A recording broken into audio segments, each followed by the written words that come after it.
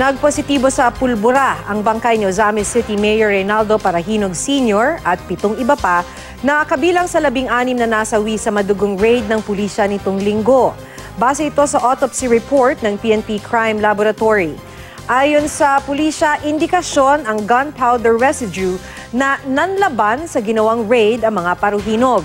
Lumabas din sa autopsy na namatay dahil sa gunshot wound ang alkalde, habang pagsabog naman ng granada ang dahilan ng pagkamatay ng kanyang asawang si Susan at mga kapatid na sina Octavio at Mona Paruhinog. Sabi ng pulisya, galing sa isa sa mga bodyguard ng pamilya Paruhinog ang sumabog na granada. Sa 16 na nasawi sa madugong raid, 7 rito ang hindi pa pina-autopsy ng kanilang mga kaanak. Positive for paraffin test or gunpowder nitrate si Mayor Reynaldo Paruhinog,